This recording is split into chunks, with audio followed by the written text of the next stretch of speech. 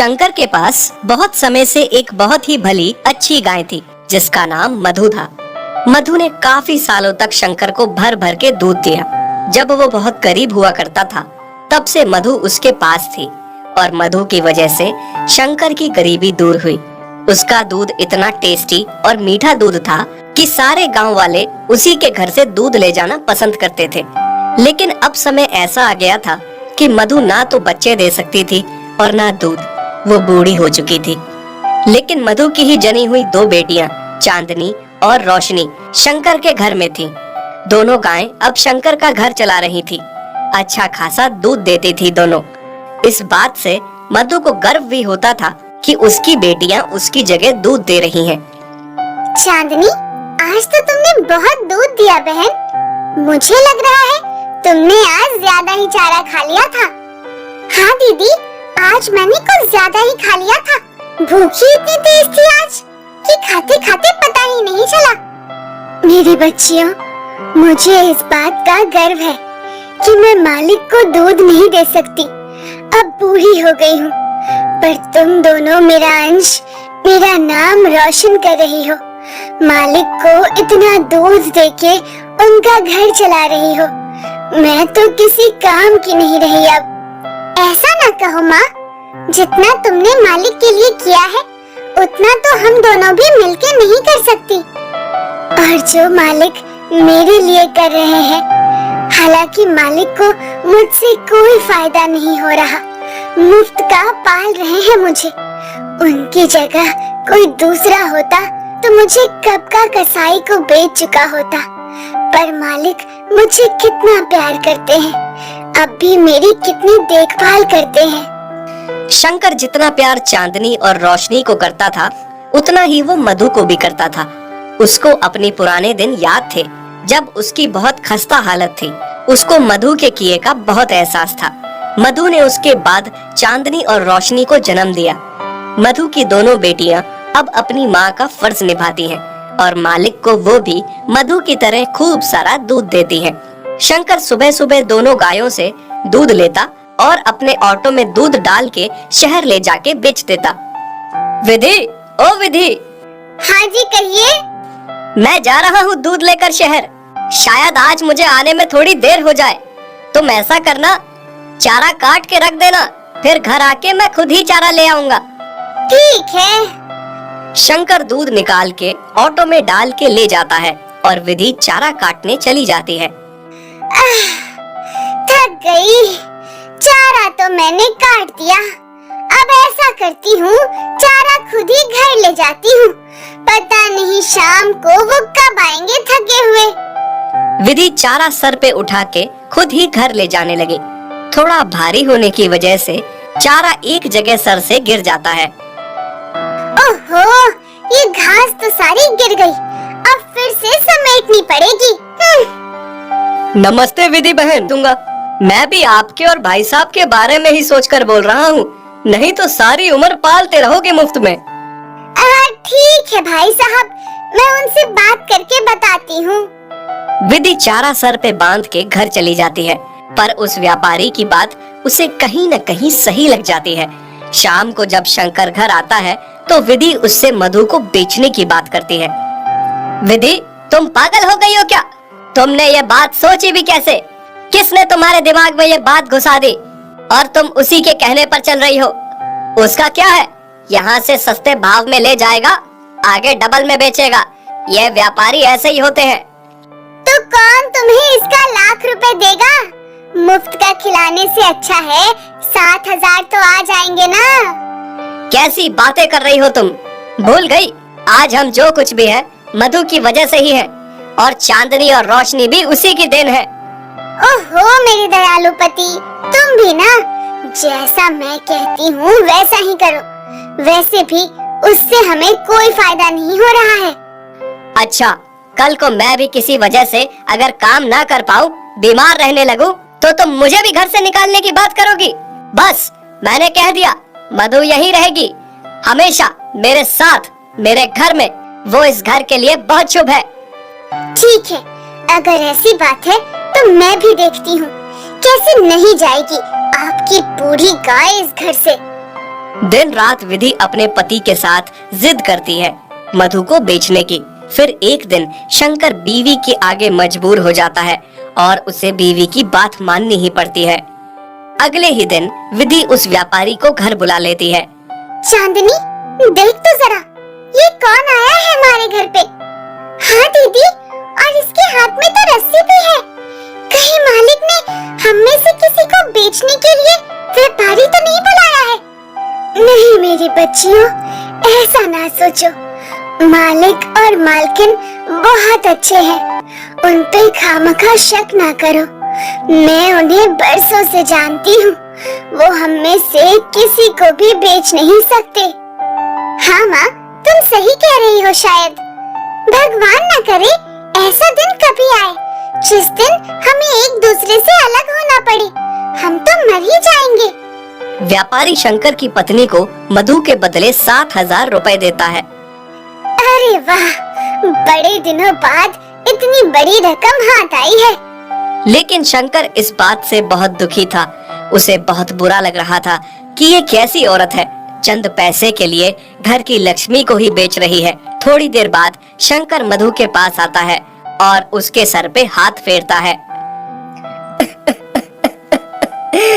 मुझे माफ कर दो मधु, पत्नी की जिद के आगे मुझे तुम्हें बेचना पड़ रहा है।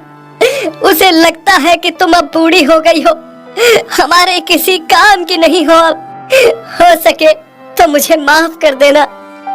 ये सुन के मधु, चांदनी और रोशनी को बहुत बड़ा झटका लगता है। माँ, तुम्हें तो बड़ा यकीन था ना मालिक पे। देखा कैसा यकीन तोड़ दिया एक ही झटके में। आपने इनके लिए इतना कुछ किया, दूध के साथ अपना खून भी निचोड़ के दिया। जब इनका घर गृहस्थी बन गई तो अब इनको लगने लगा आप किसी काम की नहीं हो। कल को ये लोग हमारे साथ भी ऐसा ही करेंगे। अब क्या होगा माँ? ये व्यापारी आपको कसाई को दे देगा। हाँ माँ, सच कहते हैं, इंसानों को जिस चीज से फायदा होता है उसको रखते हैं। अगर वो चीज किसी काम की ना रहे उसे नहीं रखते। बहुत मतलबी होते हैं ये इंसान। बुरा तो मुझे भी बहुत लग रहा है मेरी बच्चियों, पर मेरी भी समझ में नहीं आ रहा मालिक ऐसा क्यों कर रहे हैं।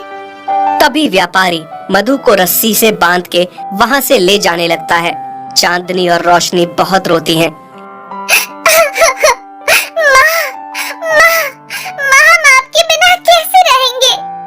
जाते जाते मधु की आंखों में बस आंसू थे। वो तो अपने मालिक से उसके बेचने का शिकवा भी नहीं कर पाई। व्यापारी उस बुजुर्ग गाय को रास्ते में खूब मारते मारते ले जाता है। घर पहुंच के उसे गौशाला में बांध देता है और खूब सारा चारा खिलाता है।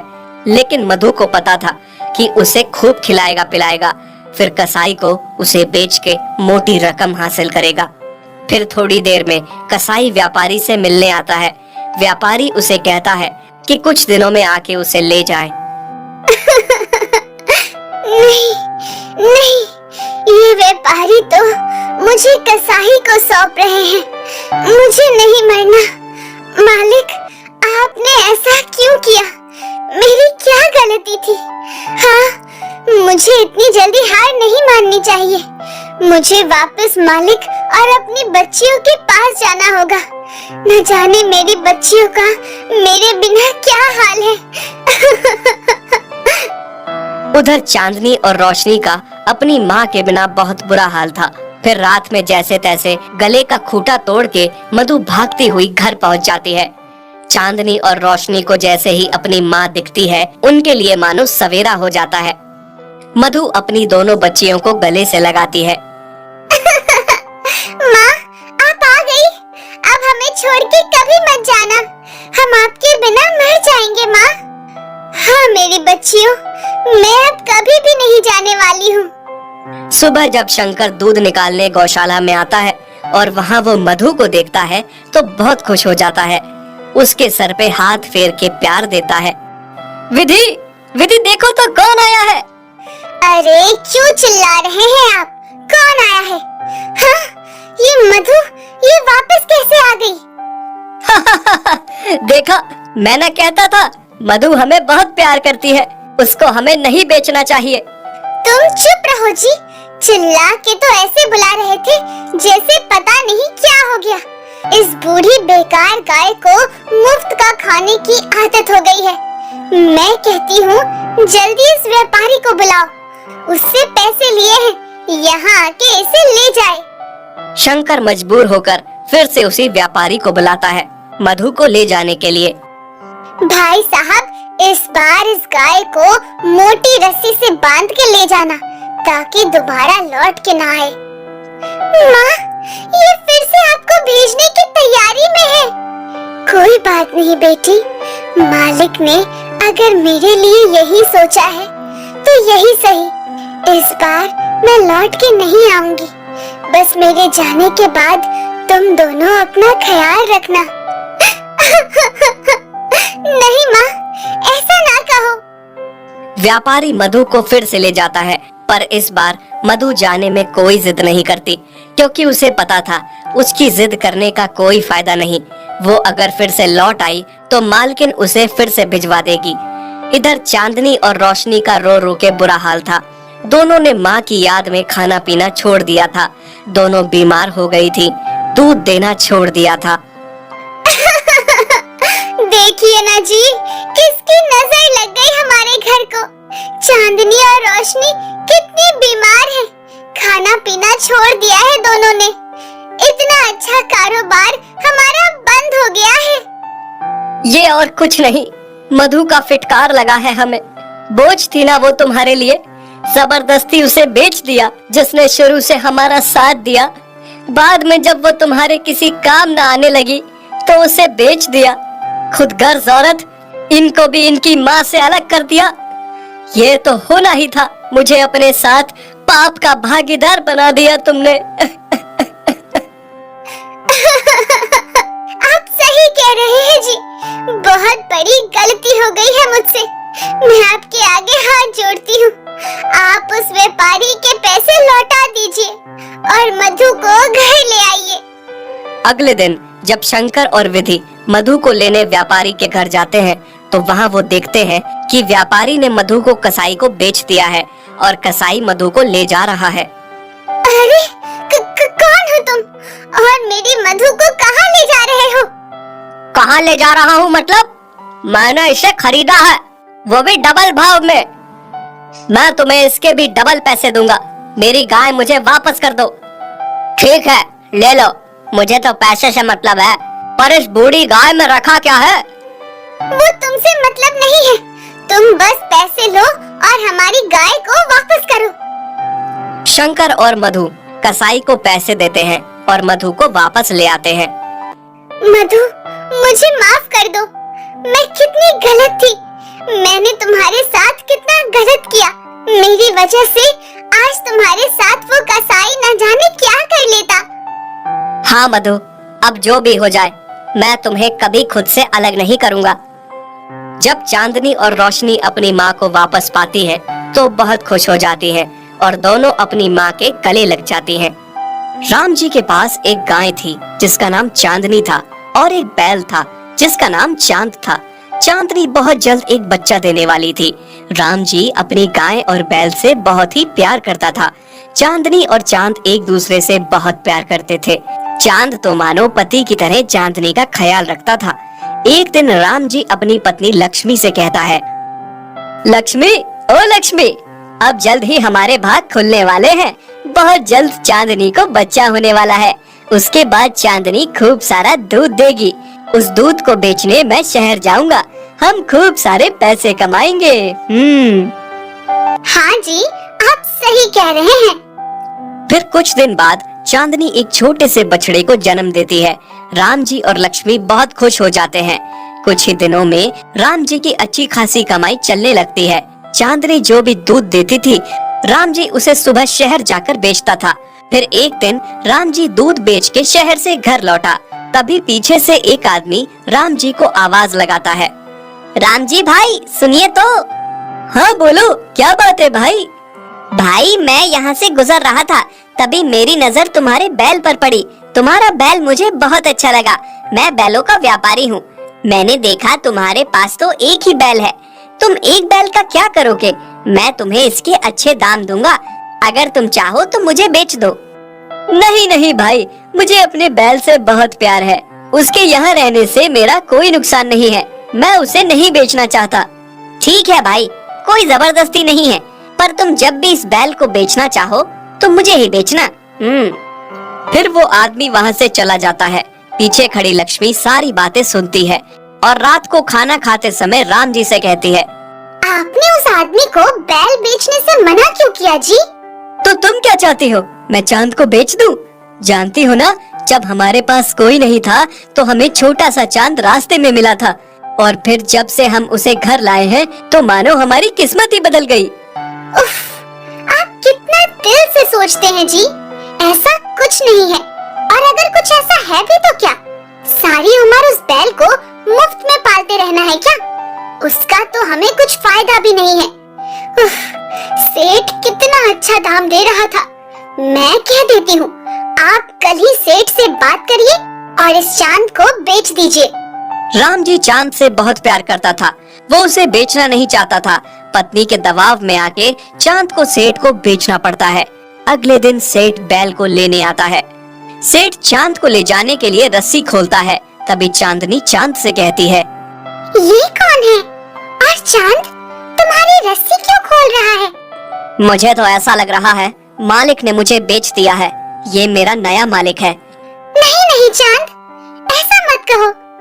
तुम चले गए तो तुम्हारे बिना मेरा और हमारे बच्चे का क्या होगा? ऐसा नहीं हो सकता। चांदनी, मैं भी तुम दोनों के बिना कैसे रहूंगा?